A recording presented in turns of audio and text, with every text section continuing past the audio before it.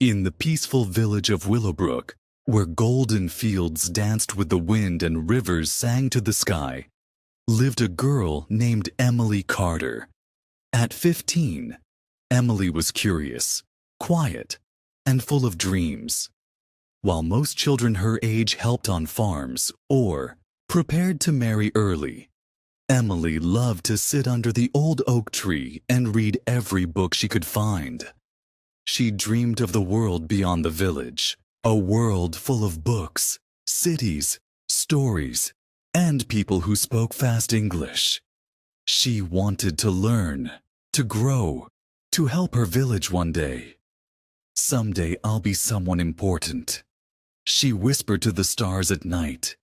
Her little brother Tommy giggled beside her, not really understanding, but loving her big dreams. One morning, Mr. Brown, the school teacher, came running to the Carter home. "Emily," he called. "There's a scholarship test being offered by the City Academy. If you win, you can study in the city for free." Emily's heart skipped a beat. The City Academy was one of the best schools in the region. Jack and Linda, her parents, looked at each other. "It's her chance," said Jack. "I'll do my best," said Emily with shining eyes. For the next 10 days, Emily studied with all her heart. She read books, solved problems, and practiced speaking English with Mr. Brown. On the test day, she traveled to the town alone, nervous but brave. 2 weeks later, a letter arrived. Emily had passed. She was going to the city. The city was loud, bright, and fast. Emily was not used to tall buildings or crowds. Her new school, City Academy, had students from all over the country. They wore stylish clothes, spoke fluent English, and seemed very confident. Emily felt like a small fish in a giant ocean. But she remembered what her father said. Bravery isn't about being strong. It's about not giving up. At school, Emily sat quietly at first. She didn't talk much, but her writing stood out. Her essays were thoughtful, her English improving every day. One day, a girl named Sarah Adams offered to help. "Want to go over the homework together?" she asked kindly. That day, Emily made her first city friend. Time passed. Emily grew stronger in her subjects. She started winning praise from teachers, but not everyone liked her success. Grace Hill, one of the smartest girls in school, felt jealous. "She's just a village girl," Grace once whispered.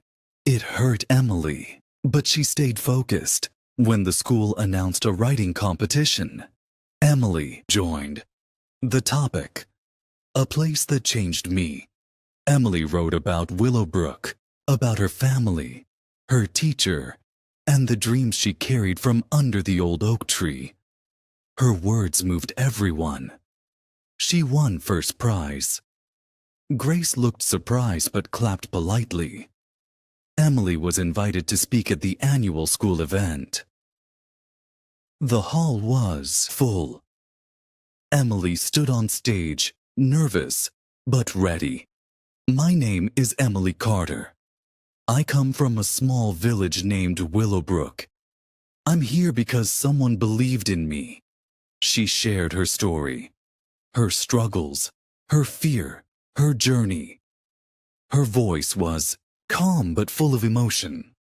When she finished, the whole hall stood up in applause. A woman approached her backstage. "I'm Mrs. White, from Morning Star Publishing. Have you ever thought of writing a book?" Emily couldn't believe it. "A book? Me?" "Yes," Mrs. White smiled. "You have a powerful voice." After school, Emily began writing. She wrote every evening. Her book was titled Beyond the Fields, A Girl's Journey. It was published the following year. It sold hundreds of copies. Newspapers wrote about the village girl who became a star. But Emily didn't forget Willowbrook. She returned during summer holidays and spoke to the village kids. "Dream big," she told them. "No dream is too small." Emily used part of her book earnings to build the Willowbrook Reading Room, the village's first library. She brought books in English and simple stories for children. Tommy, now older, helped her run it. She also started a scholarship fund with Mr. Brown for other village students. Sarah and Grace, who had now become a good friend, came to visit her village and helped with workshops for rural children. Years passed. Emily went on to become a well-known author, educator, and speaker, but she always returned to Willowbrook. At every stage, she remembered the words of her father, the kindness of Mr. Brown, and the power of a simple dream. One evening, sitting again under the old oak tree, Emily looked at the sky. She whispered, "I made it, and I'll help others make it too." As Emily's name grew across the country, she started receiving letters, hundreds of them, from students, teachers, and parents. Most were from small towns and villages like Willowbrook. Many said the same thing. "I didn't know someone like me could dream big. Until I read your story." Emily knew she had a responsibility. She started speaking at schools, colleges, and even government events about rural education, simple English learning, and women's empowerment. One day, at a large education conference, she met Dr. Peter Collins, a university dean. "Would you like to design a program for rural learners?" he asked. Emily thought for a moment and said, "Yes, but it must be in simple English, and it must include stories." That's how her program, Stories of Strength, was born. A mobile reading initiative with books in easy language for kids across remote areas. Just when everything was going well, tragedy struck. Mr. Brown, her old school teacher, fell seriously ill. Emily rushed to Willowbrook. The doctor said he had very little time left. Sitting by his bedside, Mr. Brown said, "Emily, I always knew you would change lives. Promise me you'll keep teaching, not just writing." Emily nodded, holding his hand tightly. A week later, he passed away. The whole village mourned. Emily knew what she had to do next. In his memory, she started the Brown Academy for Rural Learning, a small, open-air school with free education and evening classes for adults. One afternoon, as Emily worked on lesson plans, she received a surprise visit. It was Grace Hill, now a journalist for an education magazine. "I've come to write about your school," Grace said, then paused, "and also to say I'm sorry." Emily smiled. "That was years ago, Grace. I was jealous," Grace said, "but you inspired me too. That's why I now write about education." They hugged, and just like that, an old rivalry turned into friendship. The article Grace wrote, titled "From Farmer's Daughter to National Voice," went viral. Emily's story began to appear in textbooks. Schools invited her to speak on video calls. Her library in Willowbrook added a second floor with computers and internet access. But Emily never forgot her simple promise: to teach, to write, and to help others dream. She still walked with the same calm energy, wore simple cotton clothes, and carried a leather notebook full of ideas and story outlines. One evening, a young girl from the village named Lucy Reed came to her. "Auntie Emily, Do you think someone like me can go to the city too? Emily knelt and smiled. I don't think, Lucy. I know. Lucy Reed was only 11 when she joined the Willowbrook Reading Room. She was quiet, curious, and very bright. Emily noticed how Lucy finished every book in the children's section in just a few weeks. Can I read your book next, Miss Emily? She asked one day. Emily smiled. Only if you promise to write your own someday. Lucy grinned and nodded. Emily began mentoring her, teaching her how to write stories, speak in English, and ask questions without fear. At 13, Lucy won the National Young Writers Award. At 14, she was offered a place in the City Academy, just like Emily had been years ago. You lit the path, Lucy said before leaving for the city. Now I'll carry the torch. One morning, Emily received a letter with the official seal of the government. She was being invited to join the National Education Reform Council, a group of educators, writers, and policymakers to improve learning in rural India. She was stunned. Me? A village girl?